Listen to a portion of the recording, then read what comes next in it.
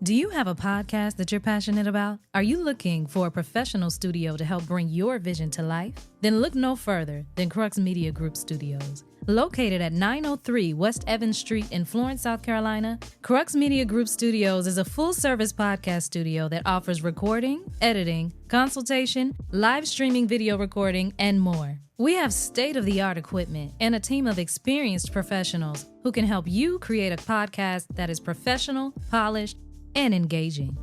Whether you're a first-time podcaster or a seasoned pro, CRUX Media Group Studios can help you take your podcast to the next level.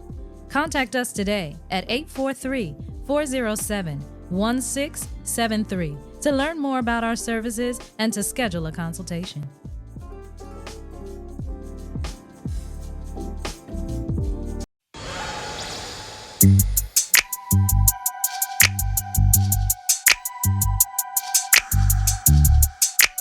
And welcome to the Relationship Status Podcast. I'm your boy Yusuf in the building. And remember, you can find us on all podcast platforms. Remember to like, share, follow, and 5-star rate. And if you want to join the conversation, make sure to email us, RELSTAT podcast @gmail.com. And don't forget the advice group. It's a private group. You can go in there. There's a lot of foolishness going on in there. Go ahead and join the Relationship Status Podcast advice group on Facebook. Yep, you got to get let in, so you got to answer a question there. But I am here.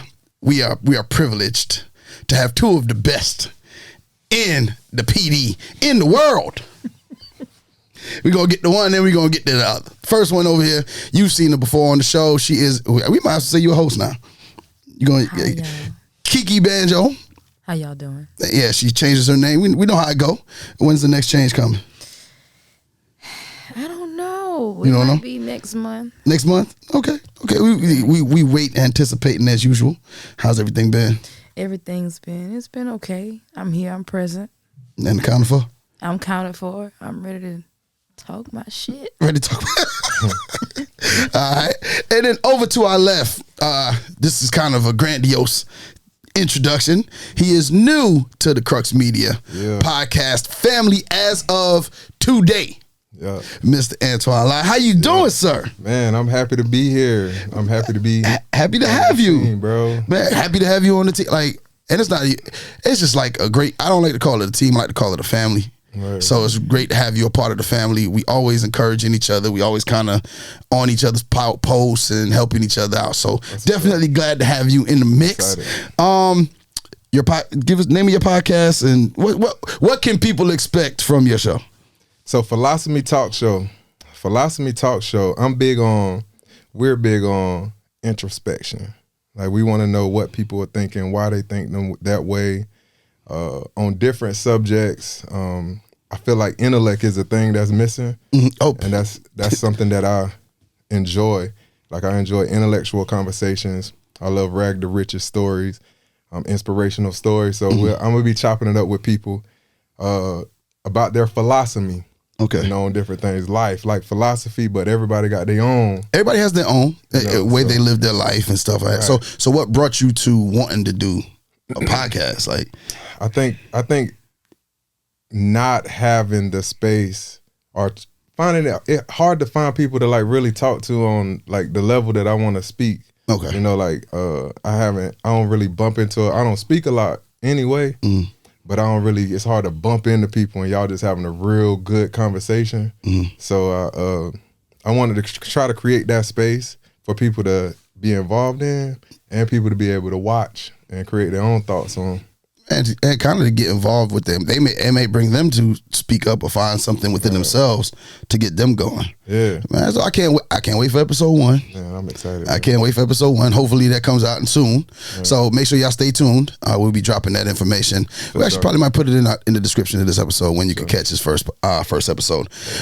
But how's your week been, man? It's a big Sunday. How was this week for you? Man, last week was crazy.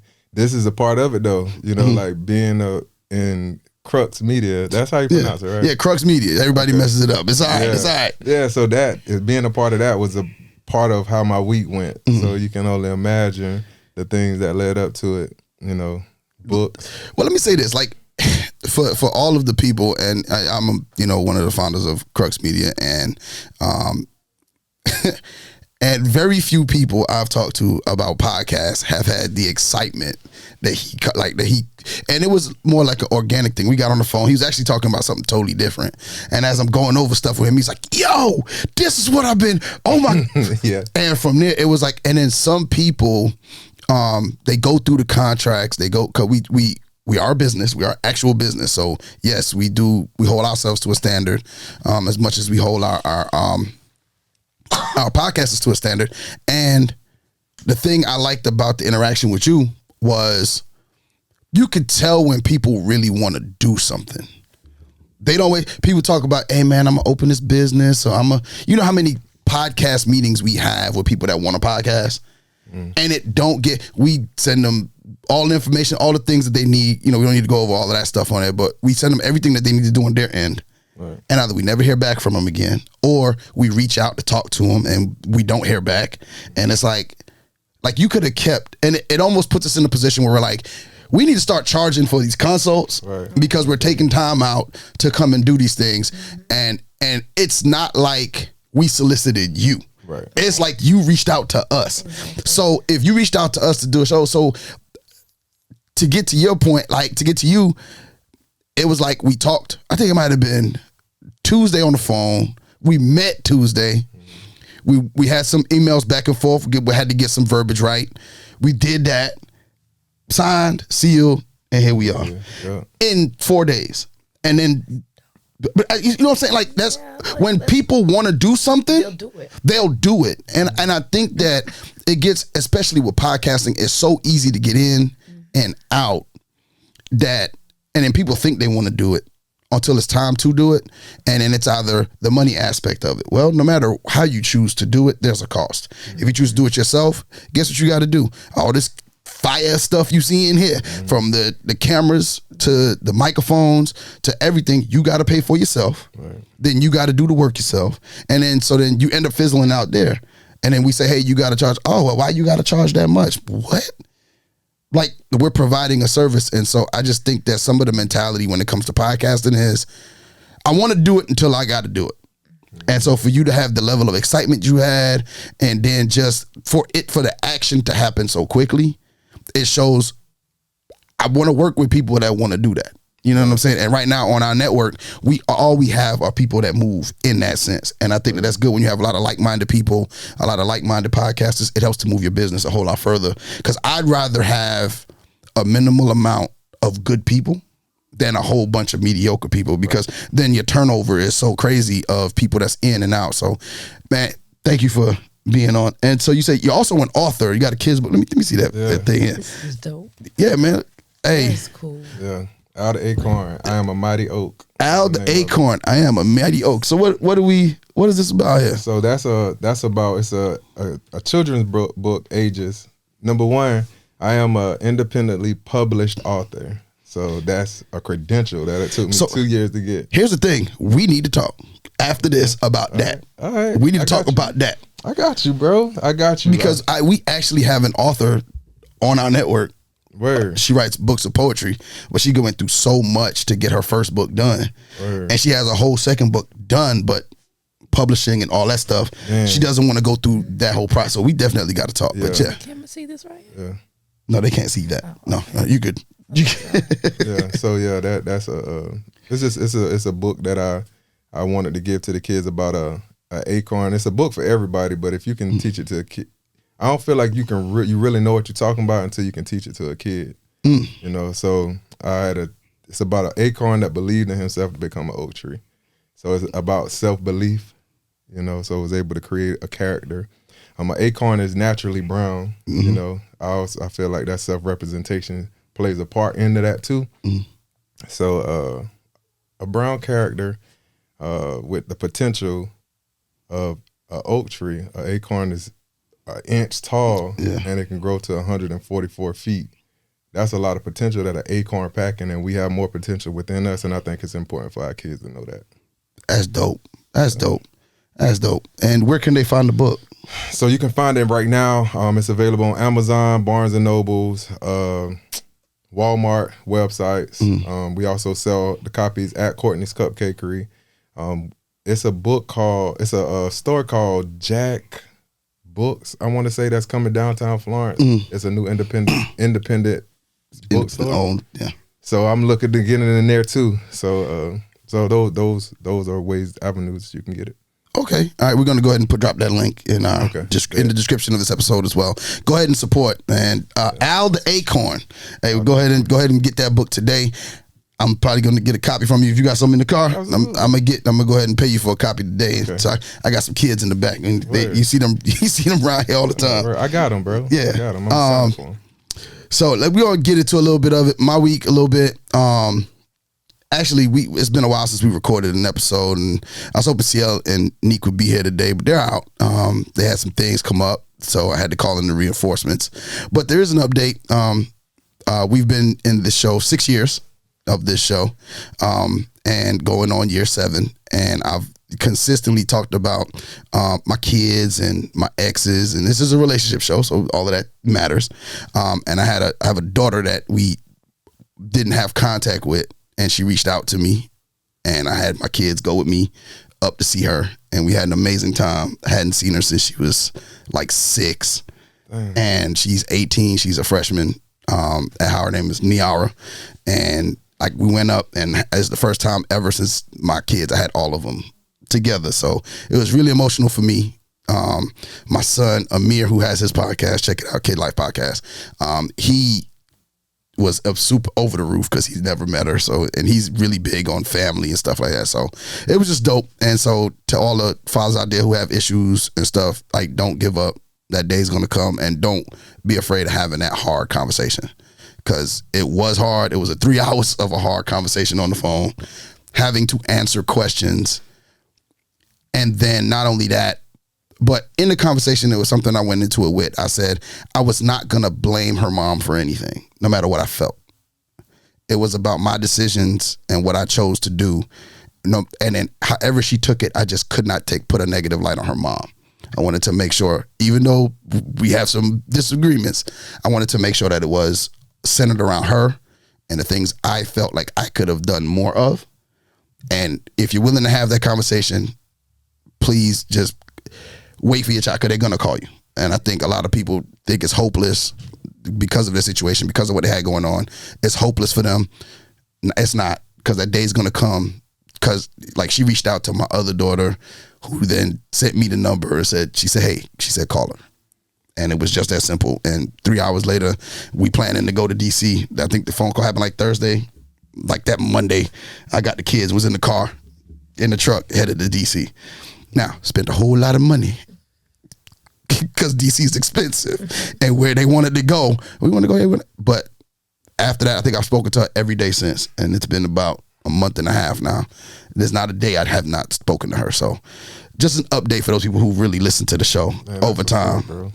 That's amazing, bro. For real. So just don't give up, fathers, or even moms, if you don't have custody, if you haven't seen your child or whatever, don't give up. Just keep, I know they say hope is a drug, but keep that, because you don't want to give up and then it happens and you're not prepared for the moment. And I felt like I was extremely prepared for the moment to happen. So she's even talking about coming to visit. Like it's been a whirlwind of stuff in like a month. It's almost like trying to catch up, 14 years in a short period of time. So, I'm just trying to do my best to keep moving forward with that. So, but let's get into this episode. Something interesting, of course. Our Facebook family is super dope. They always sending us stuff to talk about. Now, I know you're not a relationship dude, but this is about the 5 stages of love as put forth by Sai Las. She posted this actually 2 years ago, November 9th, 2022. And she said that most couples don't make it past stage 3. So what we're going to do, we're going to talk about the different stages. So the 5 stages are 1, passion and fun. 2, getting serious. 3, disillusionment. 4, deeper understanding. And then 5, moving forward together. Now, she says most couples don't get out of stage 3, which is disillusionment. And we'll come back to that, because I think that is, I kind of agreed with her in that comment. All right, so passion and fun. This is pretty much the honeymoon stage. So what about the honeymoon stage makes it like so, like what makes it like that fire in you? Can I throw a disclaimer out real quick? Go ahead. We forgot to get to your disclaimer. Get to your disclaimer. Yeah, so you said I ain't a relationship dude. I am. I just don't speak about relationships. Okay, speak about relationships. That's what I meant. We'll clarify that. Don't speak about relationships publicly. Yeah, because it's that's my thing. But yeah, let's get into it now. Okay, so what is it about the? And I'll ask you first, Kiki. What is it about the honeymoon phase that just makes it like so? Like you in that. Oh, I want to talk to him all the time. Oh, I want to talk to her all the time. Like, what makes it so exhilarating? Because you meet the best version of them. They give you that representative. So you see the best version of that person right then. But don't you think kind of sort of like that's kind of the issue with dating today is the statement you just made. You're meeting the representative. So everybody now is going into everything that a relationship, whether even if it's a business relationship, we ain't even talk. Let's take it out of romance. If it's business or friendship, I'm going into it looking for red flags, like the reasons why I want out. So doesn't that make like the honeymoon phase now? Because I'm already thinking that this is not the person that I'm going to be with. Doesn't it diminish the honeymoon phase? Only if you come in with that mindset. It's all about the mindset you come into it with. If you come in looking for what you don't want that person, and you ain't even healed yet. So we got to get into that in a different conversation. Okay, but that's I do think people do get into stuff, and they ain't even over. Yeah, they ain't even over the last thing. Over. So it's like, if you come in looking for red flags, that mean you still got issues you ain't let go of yet. Like you don't even date nobody. You don't need to date. Don't do that. Don't do that. Don't go in looking for something to be wrong. That's weird. But some people turn that as going, I'm just protecting myself. That's how they see it. You can have boundaries. That's what boundaries are for. Boundaries are for protection. But I think that's another thing. People don't know the difference between boundaries. They don't know the boundaries, non-negotiables, and red flags. Yeah, they don't know the difference between any of them. So what's the difference? I think a boundary is things that you put up this wall of don't enter. Like, for example, I think I can't articulate the actual meaning, but I know in examples. In an example, don't and a boundary for me is don't pop up at my house. Right. I feel you on that. Call me. I'm not saying you can't come. Mm-hmm. I'm just saying announce that you're on the way. Right. Call if you're on the way. Right. That's a boundary. Mm-hmm. All right. A non-negotiable would be don't curse at me. Mm-hmm. It's not a boundary. That's a non-negotiable for me. Right. A boundary is something that you may cross, and then I have to then put you back outside of that. Like you might pop up at my house one day, and my anger, we might have never had a conversation about it. Mm-hmm. And so my anger might go, but hey, look, we didn't have a discussion about this, but I would really appreciate it if you call before you come. Right. I get your sentiment. You want to surprise me with, whatever gift this is you brought me. You want to show up in a trench coat, nothing on, I get it. But, this is one of my boundaries I would prefer if you call. Right. Now, a non-negotiable, once we arguing, and I got this from my marriage, the way she used to speak to me, I don't take that off nobody at all now in a relationship. I do not. The second you curse, I'm out. I'm out. Like I shut down. I don't say nothing, and I'm probably out of this altogether. So I think the non-negotiables is the things that, like, it's a hardline stance that you just don't take. A boundary is something more so that people might be able to cross, but through conversation, they'll then respect that. That particular aspect of it. And I think that not enough people have enough conversations about their boundaries or non-negotiables prior to going deeper or further past stage one of the love phase. And I think that that's where we end up, and that's why kind of stuff ends up. And then red flags is just, I just think that's a hot button word that's been used over and over, because if I see another social media post about red flags, I'm done. And I think that sometimes that's why people, we have a really good, I would say we have a really good followership and people listenership and viewership for this show. And I think it's all because of the way that we've intentionally not tried to make this show a viral thing. So where whatever they're talking about on social media, this is what we're going to talk about. Right. Like even today's topic, if I say this is something from like 2 years ago that this person wrote that somebody just happened to send to us. So it's not something that's current. Like we're not going to be here talking about 10 red flags or, flying somebody out or, it's more so about we want to make it a little bit deeper of a conversation. So I think that red flag stuff, I like I said, for the viral thing. So I want Mr. Lad. Okay. What's your favorite memory in the honeymoon stage? You have a favorite memory? Let me see. My favorite memory in the honeymoon stage. Shoot, how long is the honeymoon stage usually? I think it varies. Yeah, that's why. I think it varies from person to person. Yeah, I think for each individual that you deal with, I think it varies. I'm still in the honeymoon stage. You still in the honeymoon stage? Like, yeah. So like that's what I'm saying. Yeah, that's good though. And like that's great. 2 years, yo. But that's great. That is amazing. That's because great. most people, because I think it's just a matter of you and your significant other being consistent, correct? That's a part of it. It's just allowing growth in the relationship. You know, like you can't expect it to be exactly like it is.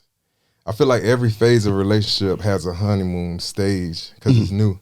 You know, like if you allow growth in the relationship, like it's gonna be good times and bad times, but the honeymoon stage to me just is like the excitement, right? But as you grow, what excites you changes. I feel, you know. Oh, that's the perfect way of putting it because I think people don't think like that. They don't. I don't know. No, I think I wouldn't say all people because we try to stay away from absolute statements.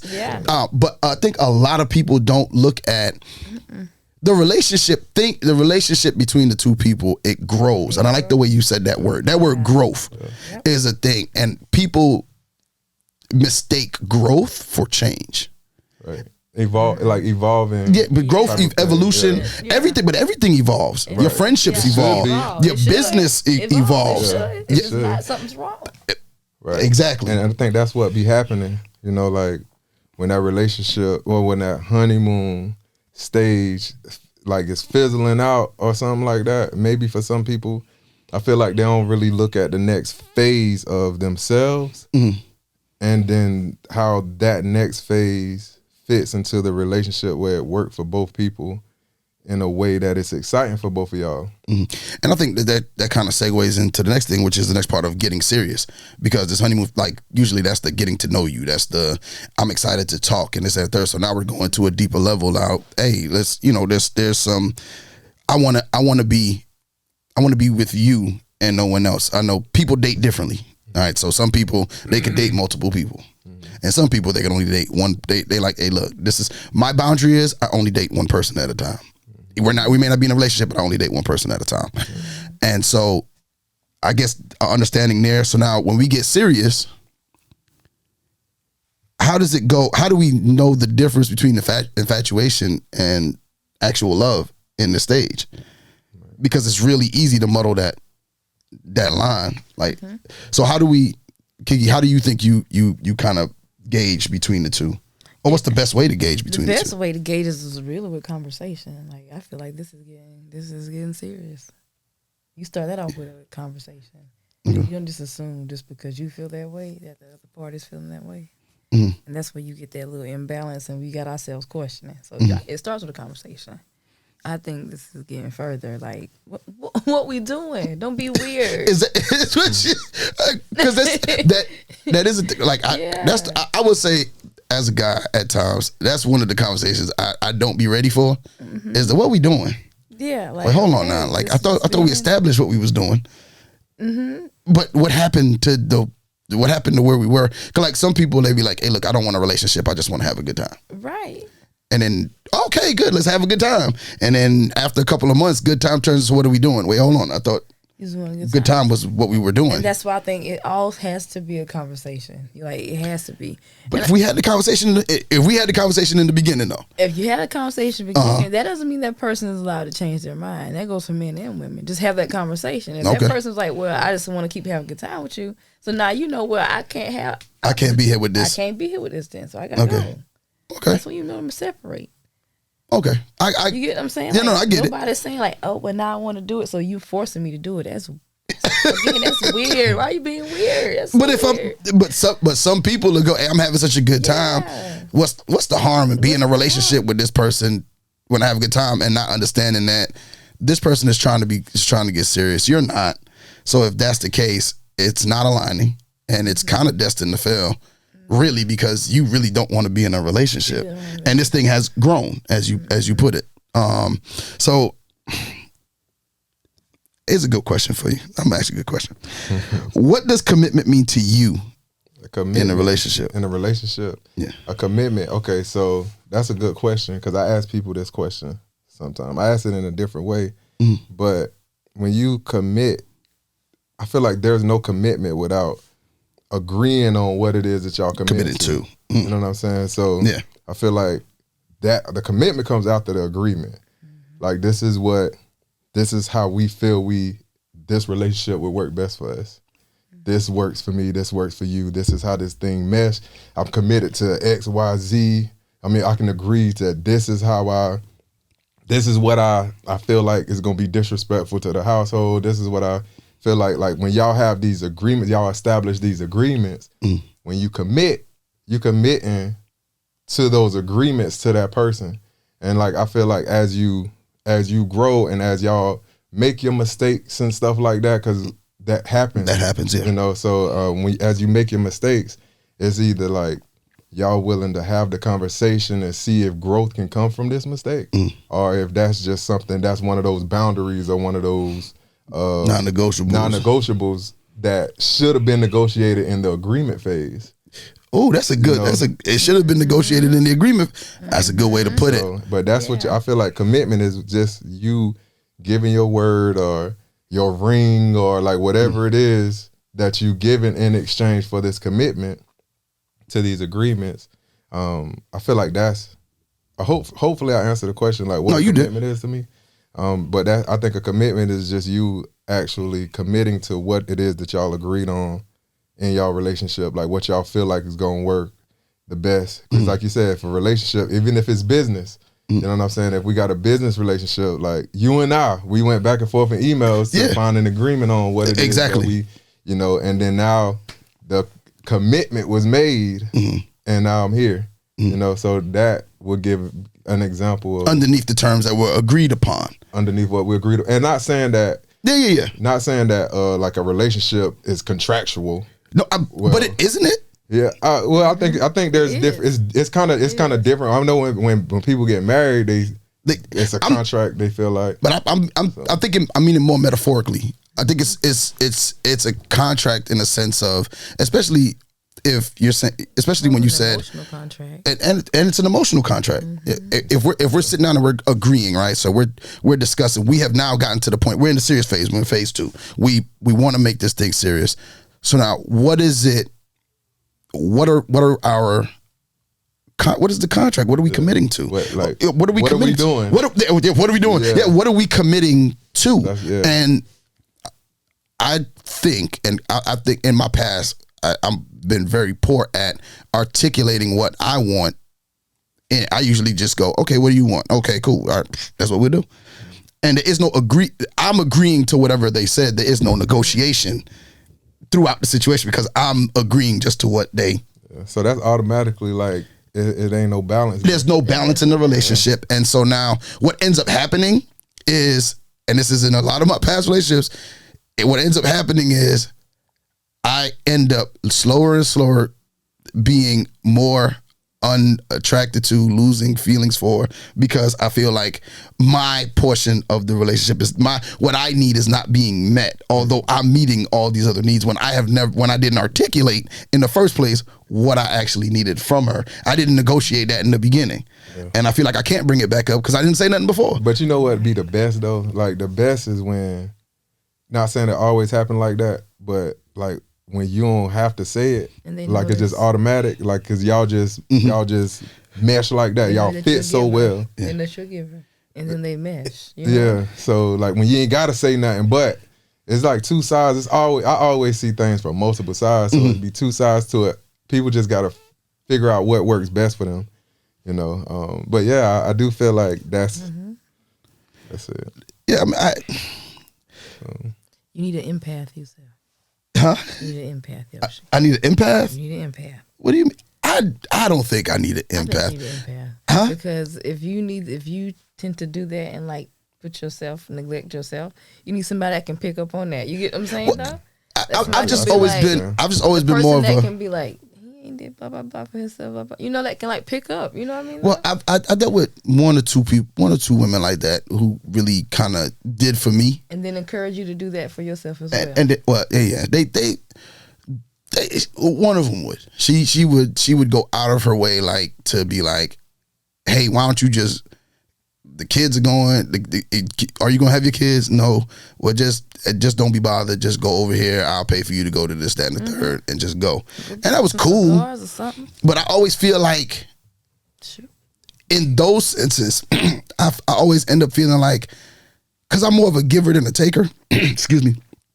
I always feel like I'm taking something, and I always feel there's always like a level of guilt in me when I'm doing that. But I do understand that I probably need to say something. But you say empath, that'll work. I can take that. So do you feel like he needs an empath or somebody that's just really paying attention? That too. You need somebody who pays like attention to. You need somebody who's detail oriented too. There ain't too many of them out there. Yeah, like detail oriented. It might be a lot. They just spread out. It just spread out. It might be a lot of them. They ain't in the same space. There's a few and far between. Yeah, it's like, because shoot, two is a lot when all you need is one. True. You know, so true. Hey, no, but it is. They could be all spread out. Now, it's stage 3 is one I wanted to get to, because I think a lot of people go through stage 3, and that is, and my thing is messing up. I'm on stage 3. Open. When technology fails you. All right, stage 3, disillusionment. She says that unfortunately, this is the stage where couples break up. Things start to feel off. You are feeling stuck with life's responsibilities, paying bills, maybe kids, and a lot of things to worry about. Everything has turned into a routine at this stage. You start to wonder what happened to all the cuddles, the kisses, the romance, and love. You feel like your partner is taking you for granted. Small things you didn't notice start to annoy you. Constant arguments are taking the place of romance. You have mixed feelings, which make you doubt if you even made the right choice. You may even start resenting each other. This is when most couples break up. Do you think that that's the case? I'll ask you, Kiki. What is your, in that sense? Yeah, that's the truth. That's when most people like fall apart. When life start like when real life hits them, like this is who this person is. Mm-hmm. Especially at this stage in life, because we all have that ugly stage, right? And so this is who this person is, and you have to figure out how can I navigate this stage of this person if that's what you want to do. Mm-hmm. Do you think that people end up in this disillusion stage because they're not, because and I want to ask you this, because you said that you're still in your honeymoon phase, because as your relationship grew, I love the word of growth, and I love the way you worded that. But as it grew, y'all made the adjustments to deal with the growth. Do you think that that's what it is here? Like they said, kids came into play, and bills had to be paid because now we living together, and so life becomes a routine. So do you think that? What can help couples? Like, do you think that that's a real thing? Like, is it that people are just not making the choice to recognize that things have gotten to this point? Yeah, I think you sharing responsibilities on a larger scale, and like when you haven't had to share responsibilities, then it's a certain part of a person that you don't even know yet, for real. Okay. So how responsible are they with these things? Like it puts me in the mind of somebody I have said somewhere. They say like before you have kids, have a plant. See if you could take care of a plant, and then if you could take care of that plant, get a pet, and see if you could take care of that pet, something that's dependent on you. And it just makes sense to me just to have those gradual stages, like a plant.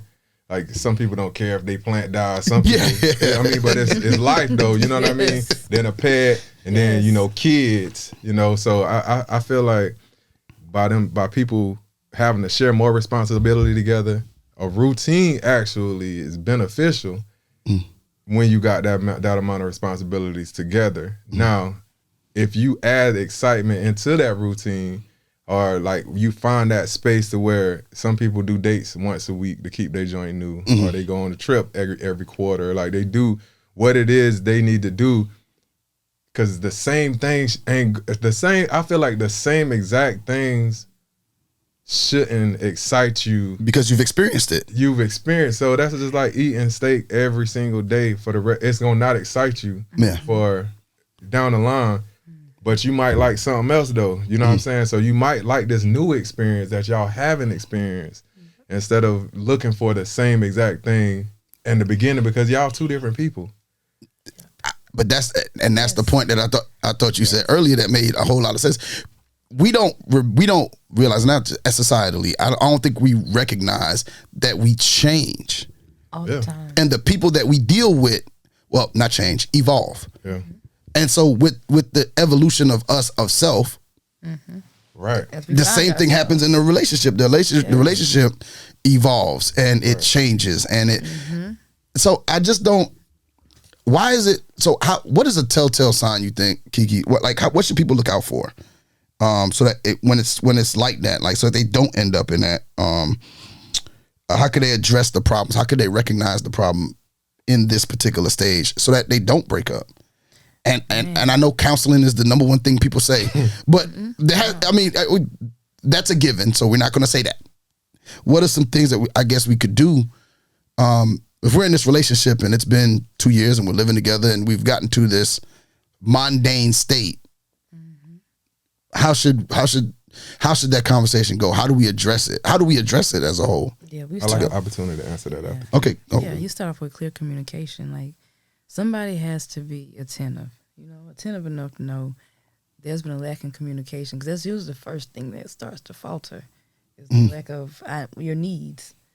Because your needs start to change, and you've been doing this one thing for a very long time, right? And your needs start to change. You almost feel obligated not to change them because you've been doing this with this person for so long, And that's when I think the communication starts to falter. When you feel like, I feel obligated to doing this one thing, but I don't need that. It's not working for me anymore. And now I feel obligated, and I don't know what to do. So now I'm feeling away. You get what I'm saying? I'm feeling away, and I'm starting to resent my partner for whatever reason, because I didn't communicate what I needed. And of course you said counseling, but I feel like there are other ways to do it. You can reconnect like every 2 weeks. Just try to go on a date. So every 2 months, have a sit down, talk about what you need. Have a check-in, so have to speak. Have a check-in. Okay. What you wanted to chime in there? Yeah, she kind of hit it. Like I feel like communicating your feelings. Like people be straying away from actually communicating their feelings at that point, and then me. Yeah, so I feel like that's an issue. Being able to effectively communicate your feelings, because sometimes you can wait too late. Been feeling it so long that you implode and then you explode. So I feel like being able to communicate or building a relationship the way y'all feel comfortable, knowing what's on each other's minds, and keeping people out of your relationship.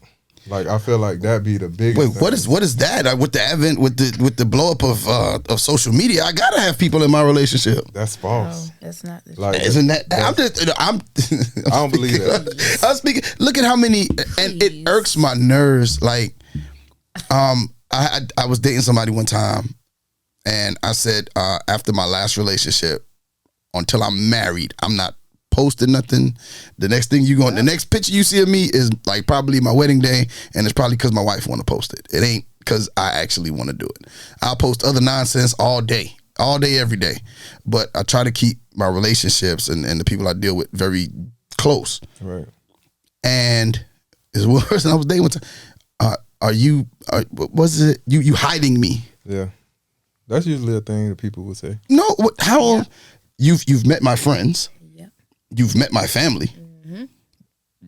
Everybody that's important to me. No, but you ain't post me on social media. That means you got how? That's just how they think. Yep. Like that's just how that particular person think. But I feel like a relationship is so sacred. Like you should, when you put something on social media, and this is why it's hard for me to really be as effective as I can be, because social media is a gift and a curse. You know, and if like the more I realize, the more people you put in your relationship, the more opinions you open that up to, the more perspectives, the more like thoughts of others. Like it's so many different worlds that just plant seeds. Yeah, in your brain, in your mind. Right. You know, so I feel like when it comes to a relationship, the more you keep people from swaying your emotions when it becomes to your, because they not gonna get the whole picture. They might get a picture, but they ain't gonna get the whole picture. Nah. You know, so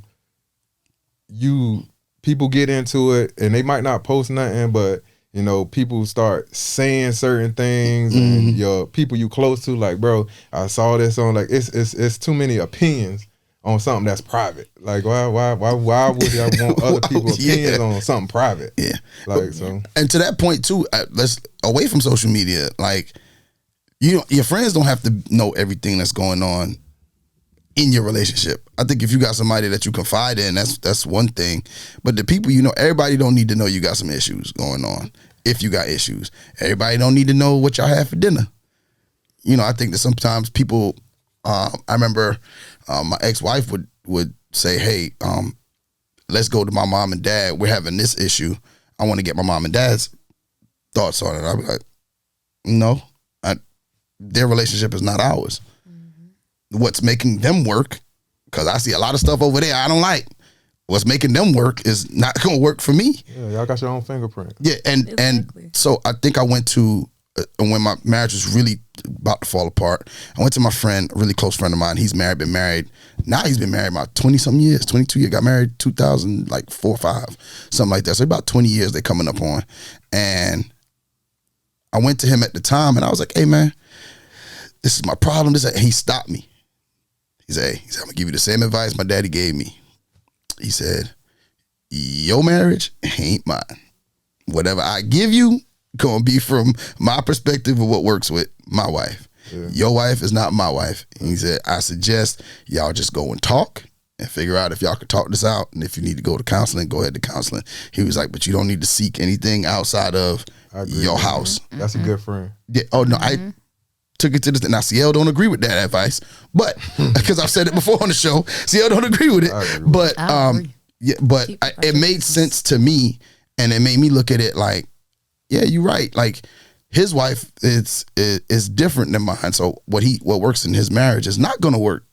So any advice he gives me is going to be from his perspective, which is different than my situation altogether. So I don't think I've ever, and this might be, I don't know if it's a red flag for people. I don't think I've ever made it out of the disillusionment stage. Like usually this is where it ends for me, is where it becomes a routine. We stop focusing on each other. And then sometimes, and there's no conversation about it. And I think the women in my past that I've dealt with they haven't been the best communicators, and I'm not the best communicator. And I know that. So like sometimes you got to force a conversation with me. Or sometimes I try to force a conversation and not really taking the clues as to, there's no more conversation to be had. And so I'm still trying to figure out that balance of when I need to talk and when I need to let the other person open up the conversation.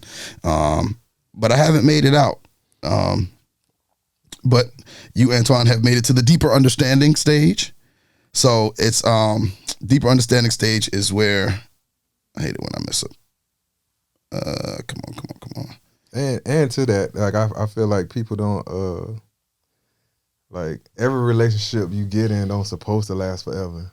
I feel like I feel like it's hard to, like sometimes people feel like you ain't gonna know if that person ain't good for you till you reach some of them stages. Yeah. They might be good at these stages, these first 2 or these first 3, but y'all just ain't that, they not growing with you, or you got to this stage faster than them, you know what I mean? So I feel like it's so much that goes into relationships. That's why it's always like I see so many different perspectives on it that it's hard for me to talk about. Yeah, I get it, and I just, but and then it's so much of a lot of people's, like a lot of these things with all social media, because that's where it comes from. A lot of it is these people are literally trying to say something to get people to watch so that they can, because you get enough views, you get enough likes, you start to get paid off of it. Right. And I get it. And that's cool. But that doesn't mean that you, as a person, as I'm watching, it's entertaining to me. It's entertainment, which is what it's meant to be. It's not meant to be taken as law, I don't think. So when people go all up in arms and they be going after each other in the comments, I'll be like, you gotta do that. And man, we don't belong to each other. And if anything teaches us that, it should be death. We don't belong to each other at all, okay? So you might have a person for a month. You might have somebody for a year. You might have them 5 years. And it's okay. It should always be an open door. You know? We don't belong to each other in any sense. We can't hold on to people. That's not what we're here for. And some people do get, I think people get stuck in that too. Like the biggest thing is, what is one of those sayings? I don't put all my time in this. And so they want to stay because they've invested time. Well, it's yours to invest. Yeah. So whose fault is that? It's yours if you stay. It was a bad investment. It was a bad investment. And in business, sometimes you got to know when to pull out. You got to know when to, Hey, let me get my. Yeah, let me get out of here. Claim my time. 5 years, 10 years, whatever the time is that you realize it's time to go. Yeah, you had to wake up and realize that. Yeah, it's up to you. It wasn't on them to say, "Hey, this is what's going on." Yeah, well, it's up to you. They say if you make it past stage 3, consider yourself safe and stable in your relationship, and in it for the long term. You begin to see each other for who you really are. You gain a deeper understanding of who your partner's problems and insecurities. You acknowledge they have needs, wishes, wants, and insecurities, just like you do. You get better at expressing your needs and desires, and you are more willing to face problems together and work on them. Now you understand true love. You understand that a meaningful and long-lasting relationship is about acceptance, understanding, and compassion. Any disagreement there? No. I like the concept. Acceptance, understanding, and compassion. I think that's very important ingredients to a healthy relationship. Compassion is so important in relationships, though. But I think that isn't that at any stage, though. Yes. But it's usually the disillusionment stage that we lose it.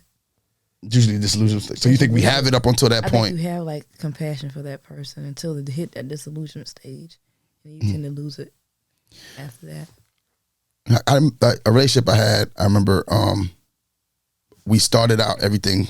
Honeymoon phase was great, and she was making an exorbitant amount of money, and I'm a teacher, so I was making whatever amount of money, and so the relationship progressed. 2 years down the line, she ends up losing that job because of some stuff she did, and then never went back. I just never saw her fight to get back to trying to work. She wanted to be like she wanted to stay at the house. She wanted to stay home. She wanted to find a job that works from home. She didn't want to just take any job. She wanted to find the job, and ended up unemployed for maybe about 2 or 3 years during our relationship. We were living together. So we went from this 2-income household where she was the majority of it, and we had to drastically scale down to a teacher salary for me, her, the kids. And it ended up weighing on me, and because that's what I say in the disillusionment. I was like, then all the little stuff about her just started to bother me. Whether it was little physical, like she has a small tooth on the right side of her mouth. Like it used to annoy me. It's like, why am I here? Like it's like, to me, it was one thing led to another that led to another, and I didn't see her. Like, why you stay laughing? It's a true state. Like it's a totally true. Like every day she would talk to me, I would look at her and go, "Oh my God, what was blinding you? Huh? What was blinding you? Like why were you blinded? Like why did that start to bother you so much? I think it just because I think it was everything else. Because I'm attracted to women who are really driven and really hustle and grind and stuff like that. I'm attracted to busy women, like women who they're after it, getting their own, not necessarily because they don't need me or because I don't want to do, but it's more so that's the same mindset that I kind of have. I'm always moving on, and I'm always grinding. I'm always trying to do something. Right. And so a woman like that can understand me as a person. Right. and the way I carry myself in a relationship, because they can understand that. And I could not, what was bothering me was her lack of work ethic. Right. And so once that happened, it was one thing and I think that particular physical attribute was just the symbol of my disdain. Something so minute and so small could annoy me on a level. And it wasn't about, because she was a beautiful individual, beautiful lady, but it's just that one thing was magnified because of because of the other glaring, that big glaring disparity was you want us to do all these things. You want us to do these things your friends are doing, but you're not helping by, like, we got these kids. I think it was my two boys. She had a son, and that she came to the relationship with, and then I adopted a kid prior to getting in the relationship. And when I adopted Chris, he was like 15. So, going through all of that. So now we got 4 kids in this house and you not work. So like I said, that one thing just became the symbol for me. And instead of me, and I think I did a lot of not communicating. And so now, then it gave me more excuse to be out the house, which annoyed her, because now she's in the house with all the kids, but I'm like, nah, I got to go work. Blaze called me and be like, hey, Yosh, I need you to come. I got an event out here in Florence. I need you to come work the door. Okay. I need you to come for the whole weekend. Okay. So now I'm not home with the kids. So that kind of blew her resentment up in me, because now I'm not there. But it was like, which came first, the chicken or the egg? And stuff just started to annoy me. And so then we ended up breaking up, of course, but it was destined to go there. And like I said, it was that disillusionment stage that just kind of, it put us in that place.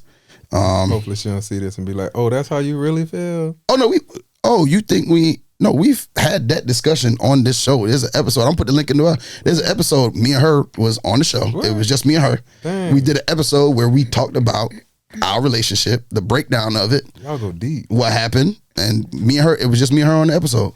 And we spoke, and me and her, we cool. Like she know what I be saying. Y'all go deep up in this joint, huh? Yeah, I'm gonna put a link to the episode if y'all want to hear that episode.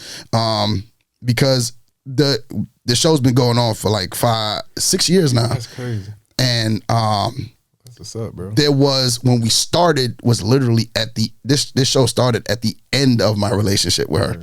So she was on the show she's been on the show as somebody who's with me at the early, and then we did a show, I think it might have been last year, where we just talked about the breakup and how it happened and stuff like that. And that's what's up, man. And so people was like, somebody hit me up, was like, y'all cool. I'm like, nah, I just think when people take accountability for whatever happens in the relationship, both parties can move on. Yeah, that's real talk. Without issue. Yes.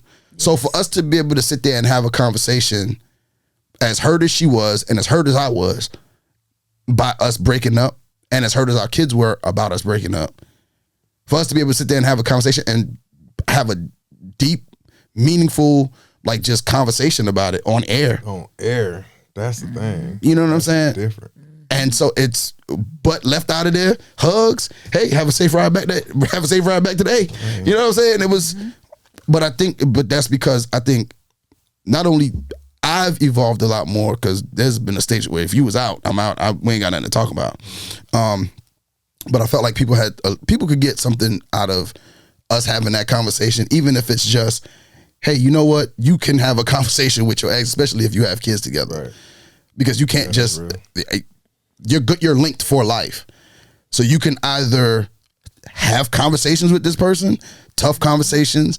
Maybe it's some stuff and some resentment that y'all are holding on to because y'all just haven't discussed it, because you just haven't talked about it. So talk about it. Get it out there, get it in there, and you don't need no counselor to talk about nothing.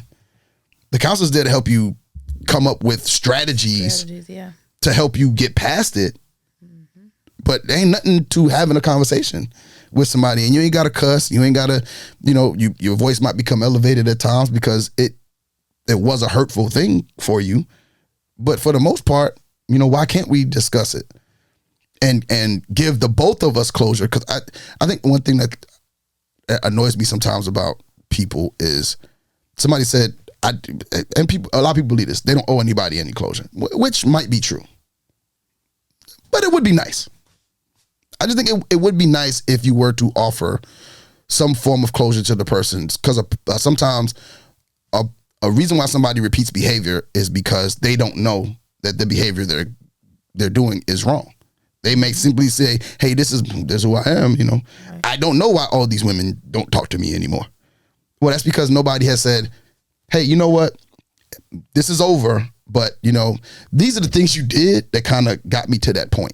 Mm-hmm. And that's why I think there's you don't owe anybody anything, but it would be nice. I think it would be courteous. It would be nice if that was the case. And so for me and her to have that conversation and for us to hash that out, she was able to get some, and mind you, we did it on air, but we had talked prior to. Right. So that wasn't anything. We just repeated a conversation we already had. Right. But it was through that conversation that I was able to see, okay, well, these are the things I need to change about myself, because she gave me her reasons for the deterioration of our relationship, what she thought were those reasons. And then I was able to give her what I thought was those reasons. And I think it was able to give us allow us both to move on without holding on to bad behavior that didn't work the first time around.